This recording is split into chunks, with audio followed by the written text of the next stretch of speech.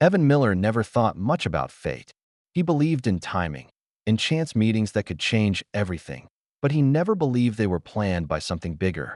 That was before he met Samantha. It was one of those early autumn evenings where the air felt warm enough to keep you outside, but the breeze hinted that the season was shifting. Evan had ducked into a small wine bar after work, a place he rarely visited, to escape the noise of the street and the weight of a day that hadn't gone his way. He wasn't looking for anyone. He wasn't looking for anything. But there she was, sitting at the far end of the bar with a half-empty glass of red wine and a book resting open in front of her. She looked up when he walked in. Just a glance. But something in that glance made him choose the seat 2 spots away from her instead of the open booth in the back. She had a calm presence, like someone who didn't need to fight for attention but would have it anyway. The bartender brought him his drink, and he noticed she was reading one of those literary novels that people either loved deeply or couldn't get through. He made a passing comment about it, not expecting more than a polite nod, but she closed the book and turned toward him. That was the start. They spoke for an hour before he even thought to check his phone. She was smart without being showy, quick-witted in a way that made him want to keep the conversation going. Her laugh came easily, but it wasn't careless. It was warm, measured, like she let it out only when it truly belonged. There was an age gap. He guessed at least 8 or 9 years, but it didn't matter. She carried herself with a confidence that made her seem ageless.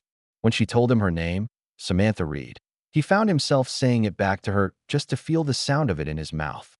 They didn't exchange numbers right away. Instead, they ended up walking out together, their paths overlapping for a few blocks before splitting in different directions. She left him with a smile that stayed in his mind longer than it should have. Over the next few days, he caught himself thinking about her when he was supposed to be working. He replayed small details, the way she tilted her head when she was listening, the faint trace of a dimple when she smiled, the way her voice softened when she talked about books. He told himself not to make too much of it. People met all the time and never saw each other again. But fate, or whatever it was, decided otherwise. The next week, he saw her again, this time in a small cafe on the corner near his apartment. She was alone again, typing on a laptop, a coffee growing cold beside her. He hesitated for a moment before walking over, half expecting her not to remember him. Instead, she greeted him like she'd been waiting. They started meeting without planning to, once at the grocery store, another time in the park. It became a running joke between them that the city was too small for them not to keep bumping into each other. Eventually, she gave him her number, saying it was ridiculous to keep leaving things to chance. From there, things moved naturally. They had dinners that stretched into closing time, slow Sunday mornings that began with coffee and ended with nothing on the day's agenda. She wasn't like the women he'd dated before. She seemed to know exactly who she was, and she made him feel like he knew himself better just by being around her. She told him bits about her life, places she'd lived, books she'd loved, the way she preferred quiet nights to loud parties. But there were gaps she didn't fill in. When he asked about her past relationships or her work history, she gave answers that were vague but polished, like she'd practiced them. He didn't push. Everyone had chapters they didn't want to read out loud. Evan liked how she made him feel steady without dulling the spark between them. She challenged him in conversation, teased him without crossing lines, and looked at him in a way that made him feel entirely seen. In those early weeks, he thought about how rare it was to meet someone who could feel like a stranger and familiar at the same time. He didn't question it. He didn't wonder why she seemed to know him so well. He just let himself fall into the rhythm of her presence, the easy balance between comfort and excitement. There was no warning in those moments that this connection was anything but pure luck. No shadow over the laughter. No clue in the way she touched his hand across a table that their history went back further than he could imagine. If there were cracks in the surface, he couldn't see them. Back then, Samantha was just the woman who made him believe, for the first time in years, that maybe fate wasn't just a story people told themselves. Maybe it was real. Maybe it had finally shown up for him. And maybe, just maybe, it had given him something too good to lose. But fate has a way of holding back the full picture until it's ready to be seen. And when the rest of it came into focus, it wouldn't look anything like the story he thought he was in. The more time Evan spent with Samantha, the more he noticed things that seemed small but stuck in his mind. At first, they were harmless, even charming. She had a habit of saying his full name when she was amused or slightly annoyed, drawing it out in a way that made him laugh.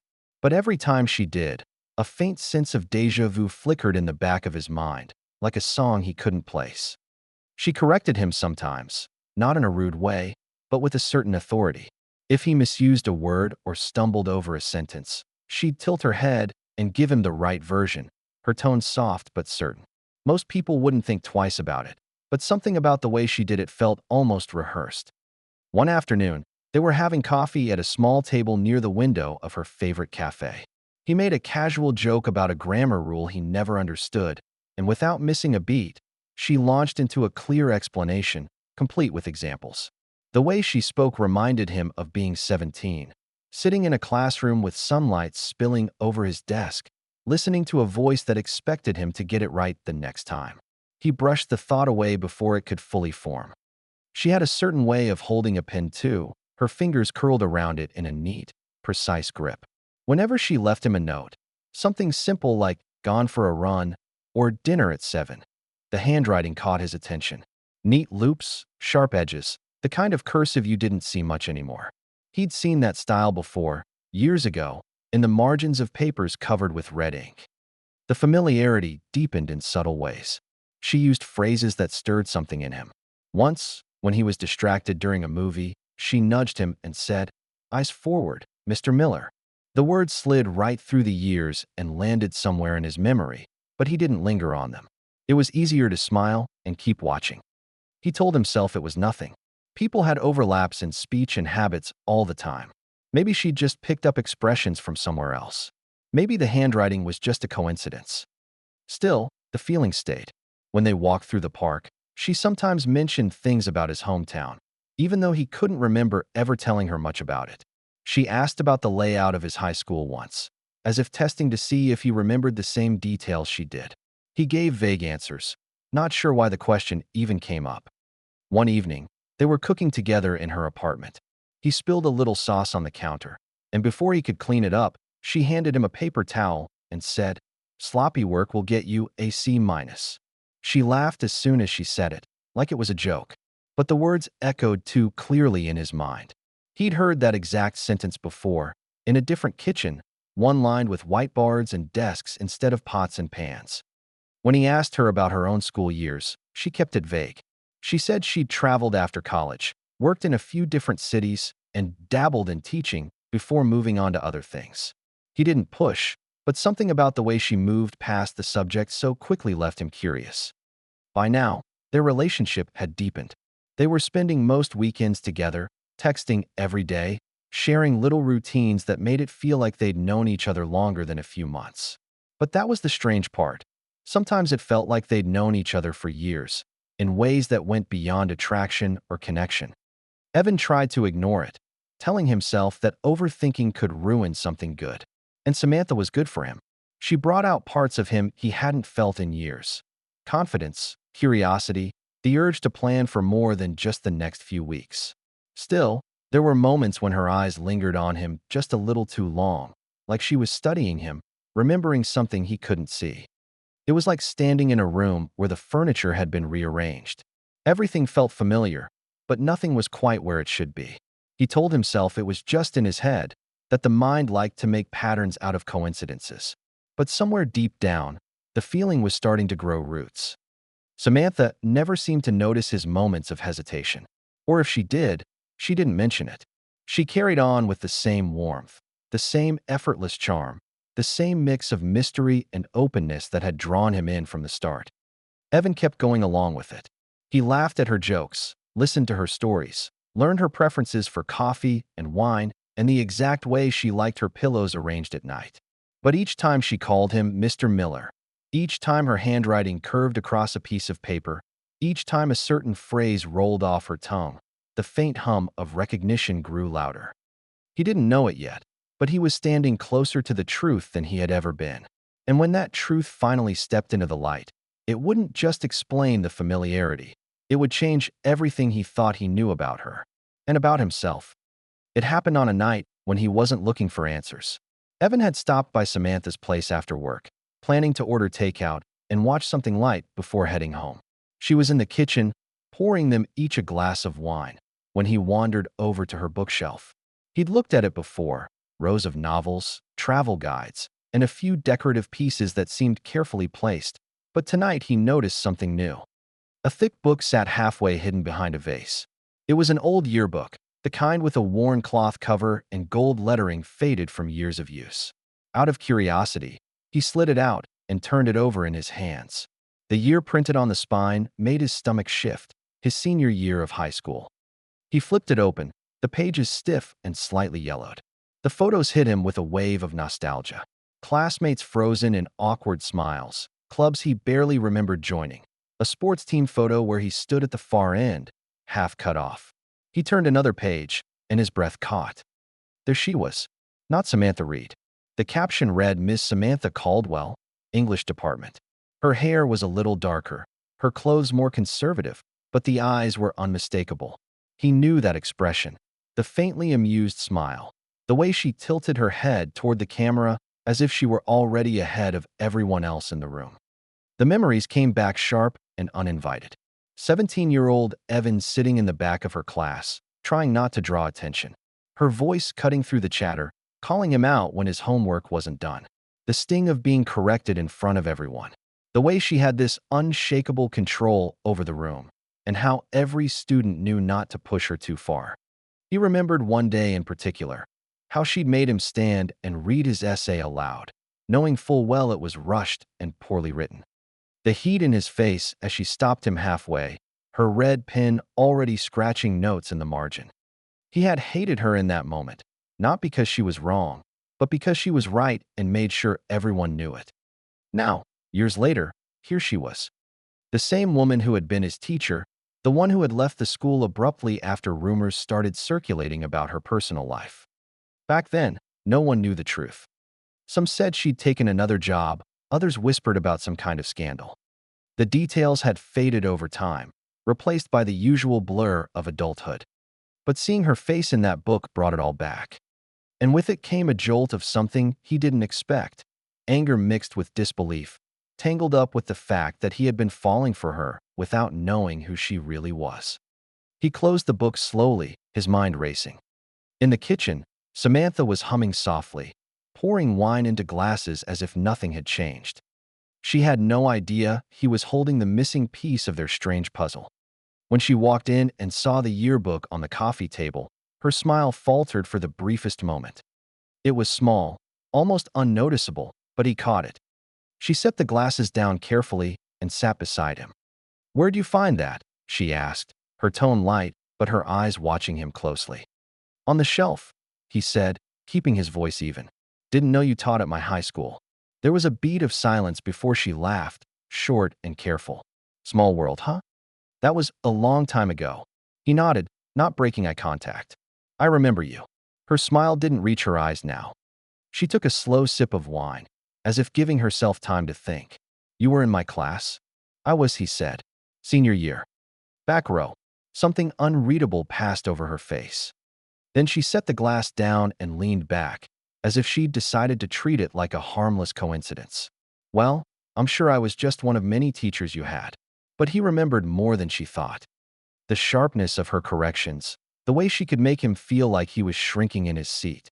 She had been someone untouchable back then, older, in control, the kind of authority figure you didn't argue with. Now, the power was different. She was sitting next to him in her apartment, close enough that he could see the faint lines at the corners of her eyes. She wasn't untouchable anymore. Evan didn't push further that night. He closed the yearbook, slid it back onto the shelf, and let the conversation drift to something else. But the image of her school photo stayed burned in his mind, sitting beside the memory of the woman she was now. For the first time since they'd met, he felt the balance shift inside him. The easy, unguarded warmth he'd felt toward her was layered now with something heavier. It wasn't just that she had been his teacher. It was that she hadn't told him. And now, he couldn't stop wondering why. That night, Evan lay awake, the darkness of his bedroom thick around him, the faint hum of the street outside doing nothing to quiet the noise in his head. The more he thought about that yearbook photo, the more the old memories pushed to the surface. It started with small flashes, her voice calling his name in front of the whole class, the scratch of her red pen across his essays, the way her eyes narrowed when she caught him staring out the window instead of at his notes. He had been a kid who'd already stopped believing that school could be a place where he could win. His home life was messy, money was always tight, and most days he showed up just to get through it. She hadn't made it easier. She was sharp, confident, and unrelenting. While some teachers would let things slide, she didn't. If your work was sloppy, she said it. If you were unprepared, she didn't hide her disappointment. And when it came to him, it always felt like she was waiting for him to slip up so she could point it out. There was one day in particular that had burned itself into his memory. He'd written an essay for her class, late at night, after working a shift at the gas station. It was rough, rushed, barely 2 pages when it should have been 3. The next morning, she called his name before handing it back. Instead of returning it quietly like she did with the others, she asked him to stand and read it aloud. His palms had gone damp as he stumbled through the words, each sentence sounding worse than it had in his head. Halfway through, she stopped him. "That's enough," she'd said, her voice cutting through the room. She stepped forward, holding his paper between 2 fingers like it weighed nothing, and began pointing out the weak spots, how he'd drifted off topic, repeated phrases, failed to back up his claims. She wasn't yelling, but her tone was firm enough that every head in the room turned toward him. He'd felt the heat crawling up his neck, the shame settling in his stomach. When she was done, she placed the paper on his desk with a red C- at the top and said, "You're capable of better work. I expect it next time." Some part of him had hated her for that, not because she was wrong. He knew the essay was weak, but because she had made sure everyone knew it. She had taken his worst effort and put it under a spotlight. There were other moments, too. The day she caught him whispering to a friend and made him stay after class to copy out an entire chapter by hand. The time she corrected his pronunciation in front of everyone, repeating it until he got it right while the rest of the class chuckled. None of it was cruel in the obvious way, but it chipped at him. It made him feel small, as though no matter what he did, she'd see only the mistakes. He'd told himself back then that once the year ended, he'd never have to deal with her again. And he hadn't, until now. Only now, she wasn't the woman at the front of the classroom. She was the one sitting across from him at dinner, the one touching his hand, the one making him laugh. That was what unsettled him most. He had been falling for someone who once had the power to humiliate him, who had actually done it, whether she meant to or not. And she had been keeping that piece of history between them hidden. He started to wonder what she remembered. Did she think of him as the kid who barely kept up in her class? Did she remember the look on his face that day with the essay, the way his voice shook? Or had he been just another name in a long list of students, forgotten as soon as the year ended? The more he thought about it, the more he realized this wasn't just about the past. It was about power. Back then, she'd held all of it. He'd had no control over how she spoke to him, how she graded him, how she saw him. But now, things were different. Now, without her even realizing it, she had stepped into his world. And this time, he wasn't the kid at the back of the room. The thought stuck with him. It didn't feel like bitterness at first, just a recognition that the balance had shifted. But underneath it, there was a flicker of something else. Something that felt like the beginning of an idea. He didn't know exactly what he wanted from her yet. Answers, maybe. Or an apology. Or something she couldn't easily give. But for the first time since finding out who she was, he stopped feeling like the ground beneath him was unsteady. Instead, he felt a strange sense of steadiness, like he had been handed a piece of leverage without asking for it. And in the quiet of his room, staring at the ceiling, he realized he wasn't ready to confront her. Not yet. It would be better to wait. To watch. To let her believe nothing had changed. Because if there was one thing he had learned from his time in her class, it was that timing mattered. And now, for the first time, he was the one in control of it. From that night on, Evan carried the truth quietly, letting it settle in his mind like a stone dropped into deep water. He didn't let it show in his voice or his expression.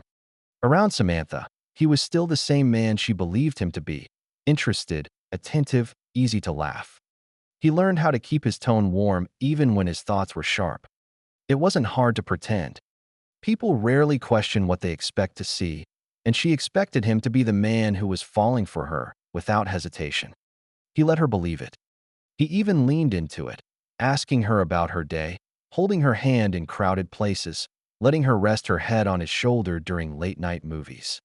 All the while, he was listening more closely than before, watching for the moments when her guard slipped. Sometimes she would mention her brief time in teaching, like it was an insignificant chapter in her life, glossing over the details in a practiced way. He never pushed. Instead, he asked gentle questions about the cities she'd lived in, the jobs she'd taken after. She seemed relieved when the conversation moved elsewhere. That told him more than any answer could. When they went out together, he began to guide the evenings in small ways. Choosing the restaurant without asking, ordering for both of them, suggesting where they sit, what drink she might like. It wasn't enough to make her protest, but it was enough for him to feel the shift. Back then, she'd been the one setting the rules. Now, without realizing it, she was following his lead.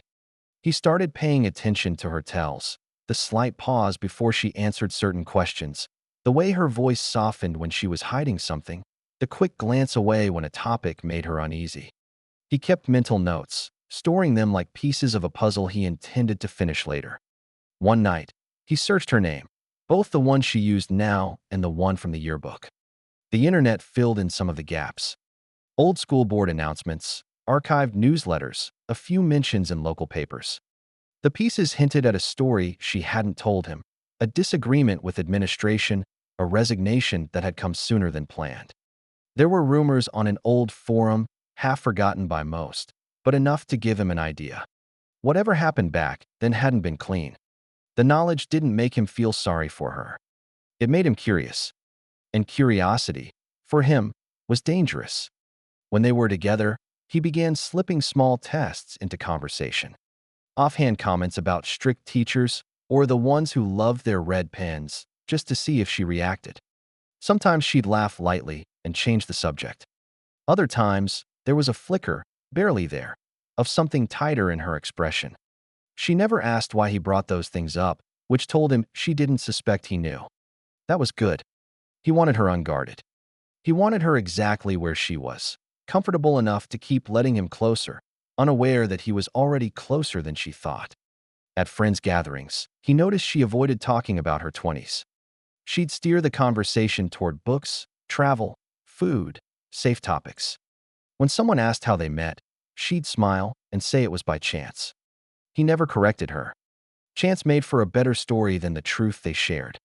Sometimes, late at night, he'd catch her studying him with a look he couldn't quite name. Not suspicion, not guilt, but something more like calculation. As if she was measuring how much of herself she could give without giving it all. He wondered if she had any idea that he was doing the same thing. There were moments when he almost told her. It would have been easy, just a casual mention of the yearbook or a single memory from her class. But he stopped himself every time. Saying it outright would end the game too soon. He wanted to see how much she would reveal on her own, how much she might let slip if she thought he was still in the dark. The strange thing was, the more he pretended, the more natural it became. It wasn't just an act anymore. He could sit across from her at dinner, talking about nothing important, and genuinely enjoy the curve of her smile, the way her voice dipped when she was tired. But beneath that, the memory of her in that classroom, confident, unyielding, never left him. It was like watching someone walk across a frozen lake, each step careful, unaware of how thin the ice was beneath them. He could let her get to the other side. Or he could decide when and where the cracks would appear. For now, he chose patience. Let her laugh. Let her believe. Let her keep thinking that their story began in a wine bar on an autumn evening, not years earlier in a classroom where she'd held all the power.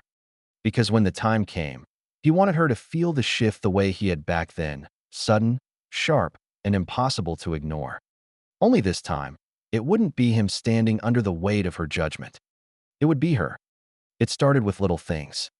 Nothing sharp, nothing she could point to as deliberate. Evan had learned long ago that the quickest way to lose control was to show your hand too soon. So he worked in quiet moves, subtle enough to seem harmless, steady enough to build into something she couldn't reverse. When they were out with friends, he began interrupting her just slightly, sliding into a conversation she was leading, shifting the focus toward himself. He'd correct her if she misremembered a date or mixed up a detail, doing it with an easy smile so no one thought it was more than playfulness.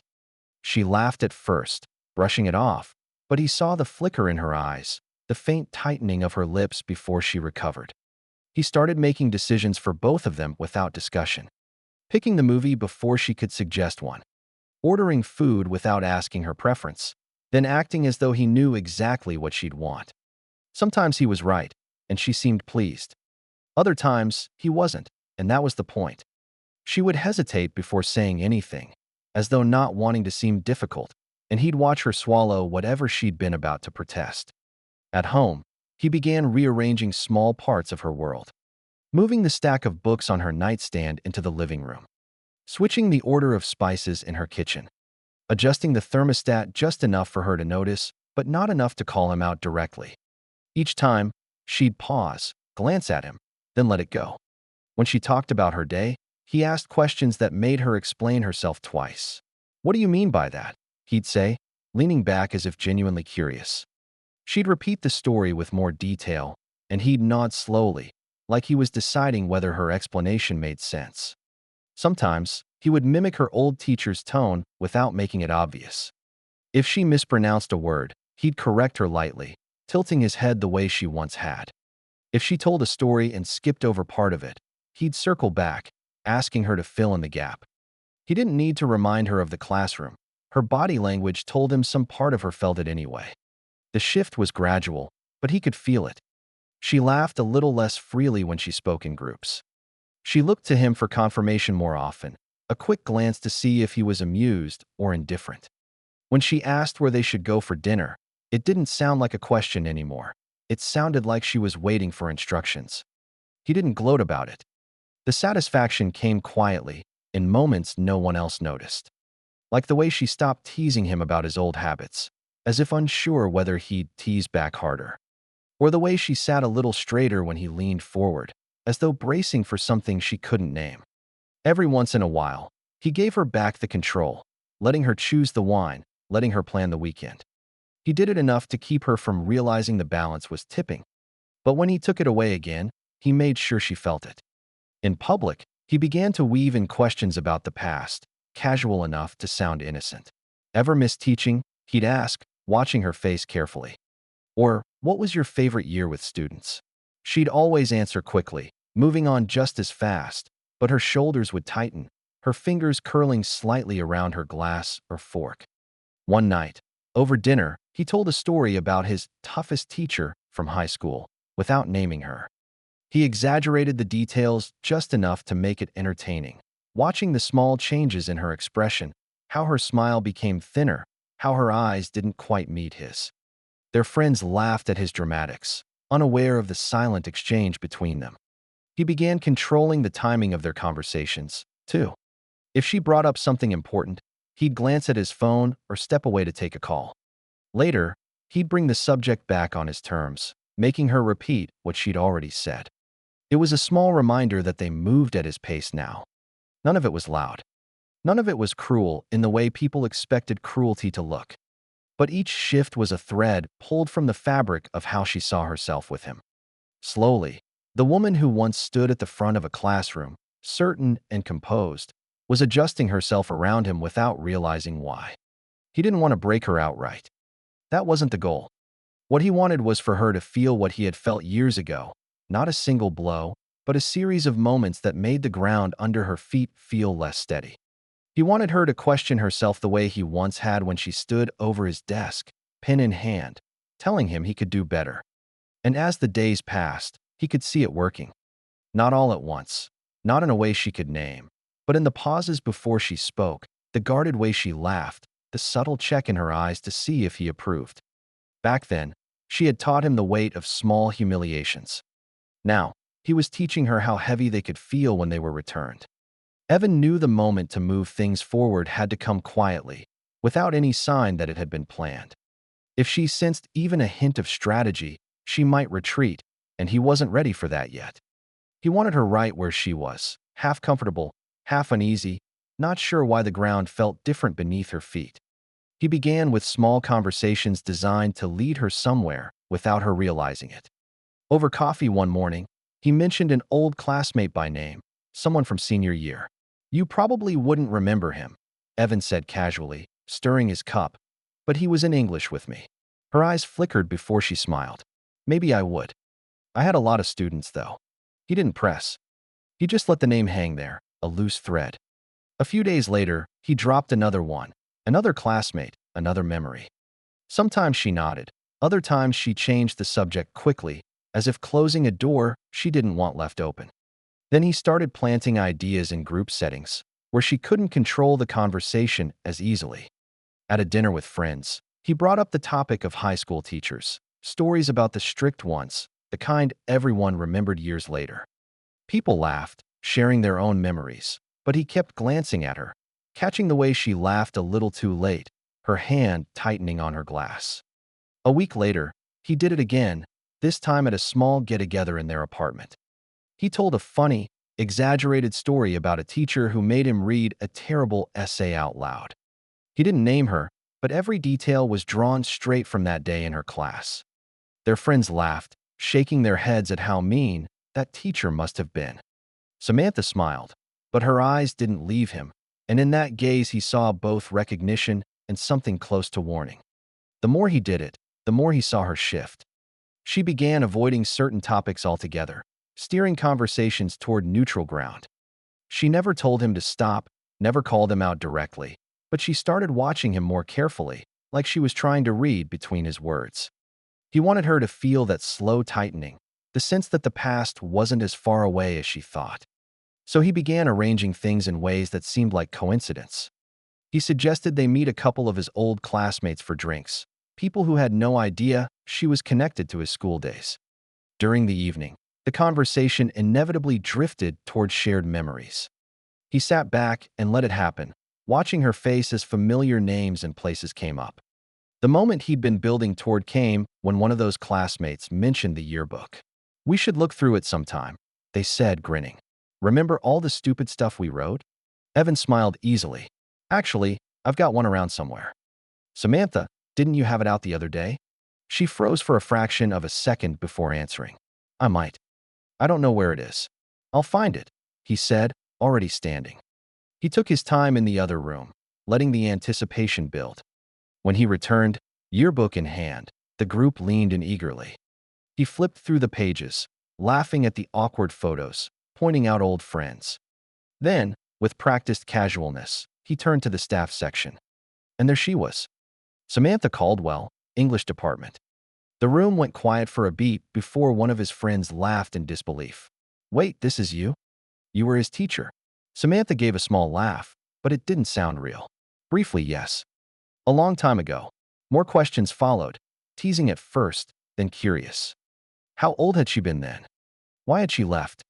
Did she remember him as a student? She answered what she could, sidestepping anything she didn't want to explain, but the attention was locked on her now. Evan didn't join in the teasing.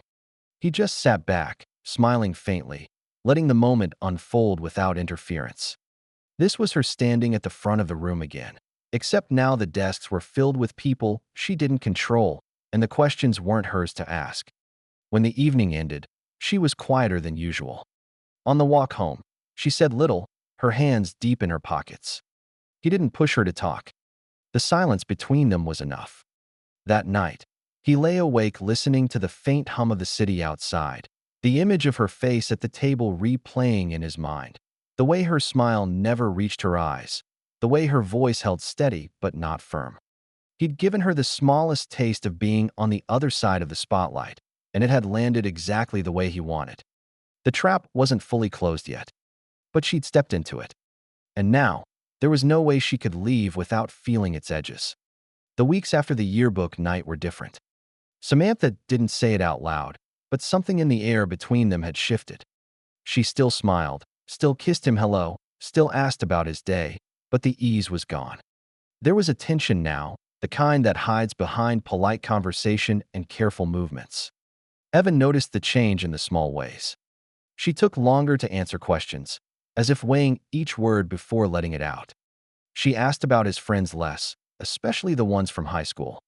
When they were out together, she steered the conversation away from anything that hinted at the past, almost like she was trying to erase it from the edges of their life. But erasing the past was impossible, and they both knew it. He didn't need to press. It sat between them without him saying a thing. The more she tried to keep it out of sight, the more visible it became. He started leaning into the quiet, letting her fill it with explanations she didn't need to give. If she canceled plans, she'd over-explain why. If she made a small mistake, she'd rush to fix it before he could comment. She was careful in ways she hadn't been before. One night, they were having dinner at her place. The wine was open, the food was good, but there was something brittle in her smile. Halfway through the meal, he told her about running into an old teacher of his earlier that day. A lie, but one told with such casual ease that it didn't need proof. He described the meeting in detail, throwing in little comments about how strange it was to see someone who once had that much authority over you now seems so ordinary. She didn't laugh. She just set down her fork and looked at him. "You're still talking about high school a lot lately." He took a slow sip of wine before answering. "Just funny how things stick with you. Some people leave more of a mark than others." Her gaze didn't break, but her voice softened. "And some people change. Sometimes they're nothing like you remember." Or, he said, keeping his tone light, "sometimes they're exactly the same, and you just finally see it." The silence after that was thick. She didn't respond, and he didn't push her to. They finished the meal in near quiet, each of them holding their own thoughts. That was when he realized she wasn't just unsettled, she was starting to feel cornered. And when people feel cornered, they either retreat or fight. He wanted to see which one she'd choose. Over the next few days, he dialed it back. No jabs, no old memories dropped into conversation. He let her relax again, or at least think she was relaxing. He took her to places she loved, listened without turning her words over in his mind, let her feel like she had her footing back. Then, one evening, he suggested they go through old photos together. "I've been meaning to sort mine," he said. "Might as well make a night of it." She hesitated, then agreed. They sat on his couch, a laptop open between them, scrolling through images from different points in his life. Friends, vacations, the usual snapshots of years gone by. Every so often, he'd stop at one, tell her the story behind it. She laughed at some, rolled her eyes at others. And then, halfway through a folder, a scanned image appeared. A blurry photo of the English classroom from his senior year, taken on a day when everyone was supposed to be working on essays. In the corner, not fully in frame, stood Samantha, back straight, pen in hand, watching over the room. She stared at it for a long time before speaking. "You still had this?" "Guess so," he said, keeping his voice neutral. "Funny the things you hold on to." Her eyes stayed on the screen. "I didn't know you remembered me back then." "I remembered," he said. "Some things don't fade." Something in her expression cracked, not enough for anyone else to notice, but he saw it. The faint drop of her shoulders, the way her eyes shifted like she wanted to look away but forced herself not to. That moment told him more than anything she could have said. It wasn't just that she remembered him. It was that she remembered exactly who she'd been to him. They didn't talk much more that night. She left earlier than usual, saying she had an early morning. He didn't stop her. Watching her walk out, he knew the mask she'd been wearing since the start was thinner now, fragile enough that the next push might break it completely. And that was what he wanted, not just to remind her of the past, but to make her stand in it again. Not as the one in control, but as the one who had to answer for it. Evan didn't rush the final step. He knew from the start that if he wanted this to land the way it should, it had to feel unplanned, almost inevitable. Samantha had to walk into it thinking she was safe. Evan stayed at the table, the old paper still in front of him, the red ink stark against the yellowed page. He didn't feel triumphant. He didn't feel guilty either. What he felt was something quieter, a final settling, like a weight shifting off center and finding its place.